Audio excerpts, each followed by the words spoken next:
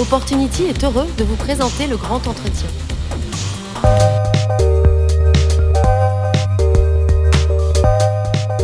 Bonjour et bienvenue pour ce nouveau grand entretien. Pour ce numéro, nous avons le plaisir d'accueillir Ludovic Nodier, fondateur et président d'Elu Service Client de l'année. Ludovic Nodier, bonjour. Bonjour Geoffroy. Alors, nos meilleurs vœux d'abord, au nom de la rédaction et de l'équipe d'Agora Média. Le moment de présenter ses vœux, c'est aussi l'occasion, à mon avis, d'avoir des actualités de début d'année, puis un bilan aussi 2019. Est-ce que vous pouvez nous en dire plus sur justement ce qui nous attend cette année ? Alors cette année, 14e édition de l'élection du service client de l'année. Ouais. Alors ça va être une année qui est plutôt une année dans la continuité, pas de grands changements méthodologiques. Par contre, l'arrivée de deux nouveaux partenaires. Alors après 13 ans d'aventure avec le magazine En Contact, c'est Net Media Group qui va nous rejoindre pour aussi nous adresser à toute la partie marketing. D'accord. Et on sera placé sous le haut patronage donc, du ministère de l'économie et des finances, représenté donc, par son ministre Bruno Le Maire. Votre concours est déjà international, mais vous me disiez que vous alliez étendre votre périmètre dans de nouveaux territoires. Alors tout à fait, vous avez raison. En plus donc, de l'Espagne, l'Angleterre, le Maroc, la Tunisie et la France, cette année, donc, on va, Elu Service Client de l'année s'implante en Allemagne. Alors l'Allemagne, parce que c'est aussi le deuxième pays en termes de relations clients en Europe. Et puis, vous savez, quand on va dans un nouveau territoire, c'est aussi une relation, une histoire, des rencontres. Et là, on a fait la rencontre d'un partenaire qui nous semble être le bon pour justement pouvoir développer ce concept avec tout le sens qu'on aime à Elu Service Client de l'année, le sens du client, le sens de l'humain. Et donc peut-être un jour des élections européennes, qui sait ?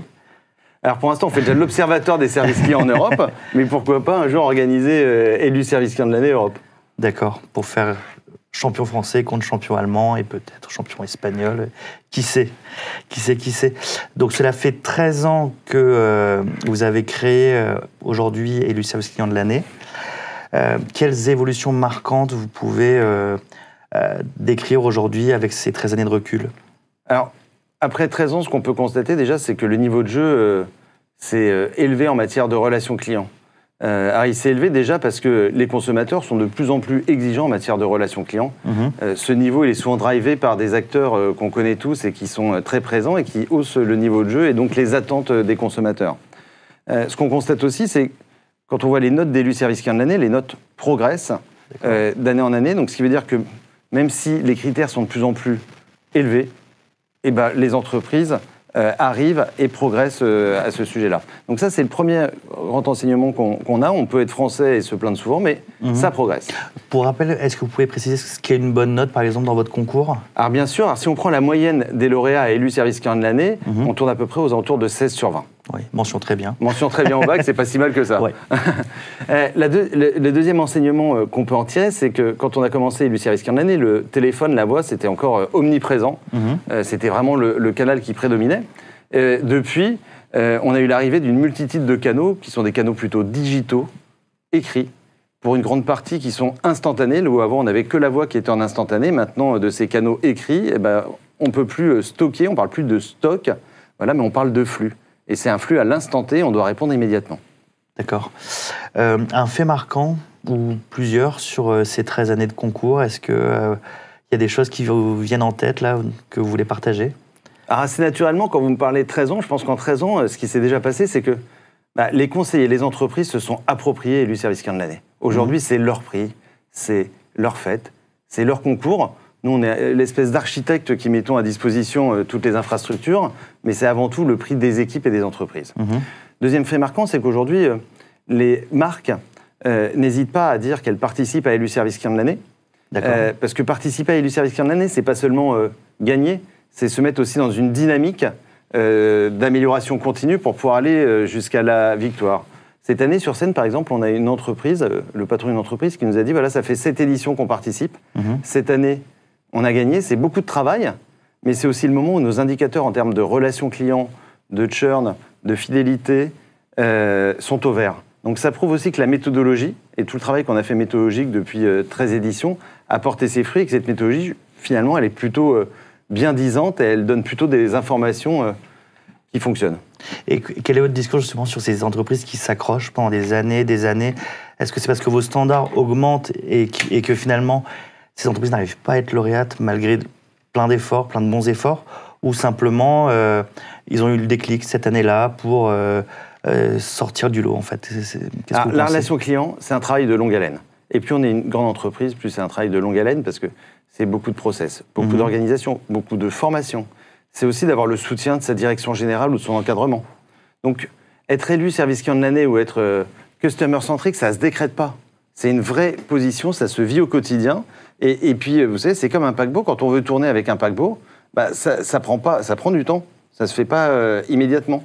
Et voilà, nous, c'est la relation client. Voilà, c'est une discipline. Et aussi, ce qu'on voit dans la relation client, c'est que quand vous êtes à l'élection du service client de l'année au moins 6 fois consécutif, en général, vous surperformez votre marché d'une manière économique. Donc, on peut faire un coup d'éclat. Ce qui compte, et ce qui compte aussi avec ses collaborateurs, c'est de montrer de la persévérance et de s'inscrire sur de la durée.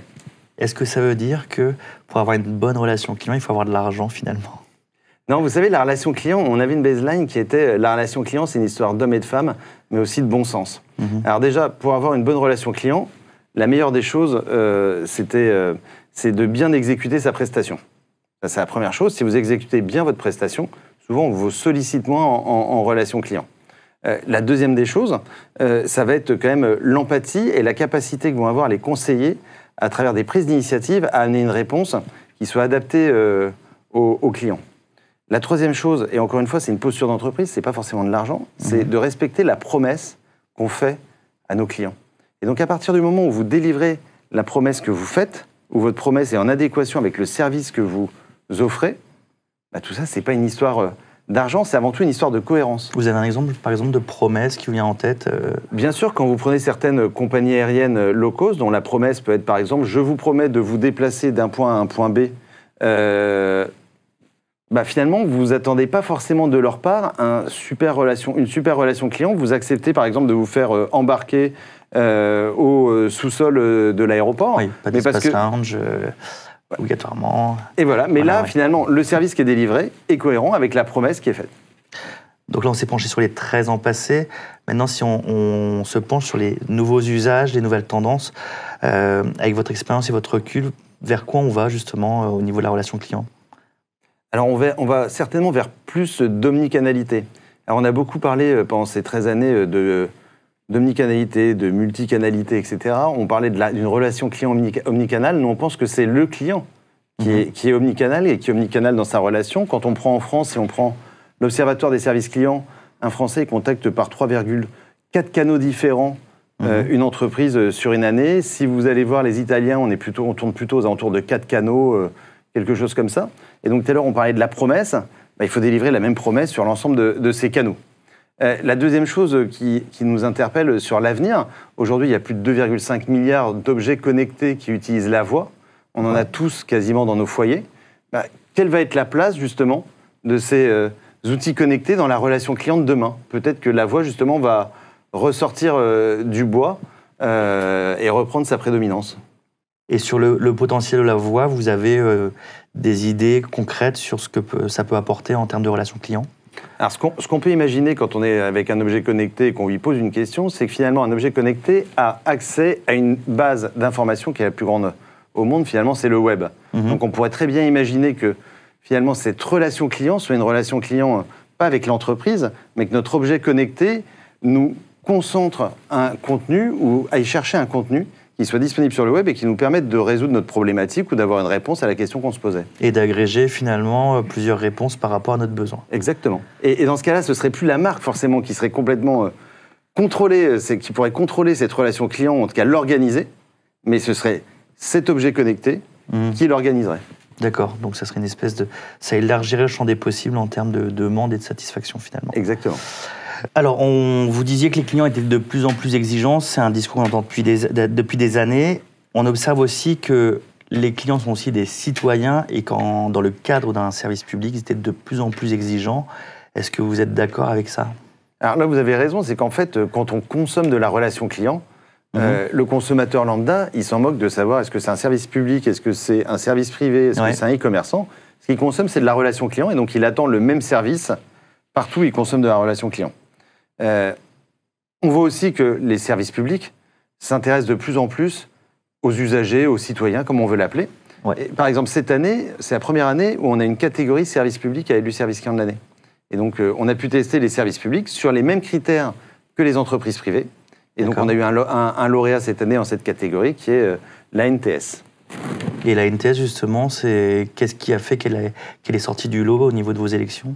Alors, c'était dans la catégorie service public. Il y a 2 règles pour être lauréat et être élu service client de l'année. La première règle, c'est avoir une note supérieure ou égale à 12 sur 20. Et la deuxième règle, c'est être le premier de sa catégorie. Donc, c'est ce qui est arrivé dans ce cas de figure. Merci pour ces précisions méthodologiques. C'est peut-être le moment de faire un petit rappel sur les prochaines élections. Alors, les prochaines étapes d'élu service client de l'année, clôture des inscriptions pour les prochaines élections, ça c'est le vendredi 13 mars. Après, les tests vont commencer le 4 mai, donc ils vont durer 10 semaines jusqu'au vendredi 10 juillet. Est-ce que, justement, il y a des choses en particulier que doivent entreprendre les entreprises avant le 13 mars? Avant le 13 mars, allez sur le site internet www.escda.fr pour demander le dossier d'inscription, ou tout simplement appeler les équipes d'élus service client de l'année pour échanger avec eux sur comment fonctionne l'élection et voir l'intérêt qu'ils pourraient y trouver et y participer. Des points de vigilance, justement, que vous voulez soulever Il n'y a pas vraiment de point de vigilance. Peut-être la seule chose qu'on pourrait inciter à dire aux entreprises, c'est venez participer avec nous dans l'ensemble des pays. Il y a beaucoup d'entreprises qui décident de s'inscrire partout parce que finalement, la relation client, elle n'a pas de frontières. Les Européens, on a vu, ils sont quand même plutôt homogènes en matière de relation client. On peut avoir un peu de particularisme, etc. C'est pareil dans le Maghreb. Donc en général, c'est quand on parle de démarche d'entreprise, c'est une démarche qui est aussi une démarche internationale. D'ailleurs, pour toutes les petites précisions, vous organisez un petit déjeuner de mémoire le 31 janvier. Effectivement, le 31 janvier, on va accueillir à peu près 120 entreprises désireuses de participer à élu service client de l'année pour évoquer avec eux la méthodologie et puis pour faire des retours d'expérience. Donc des gens comme par exemple Direct Assurance vont expliquer leur aventure avec l'élection du service client de l'année. Merci Ludovic Nodier de nous avoir rejoints sur le plateau d'Agora News Expérience Client. C'est la fin de ce grand entretien. Merci pour votre fidélité. Je vous dis à très vite. Opportunity vous a présenté le grand entretien.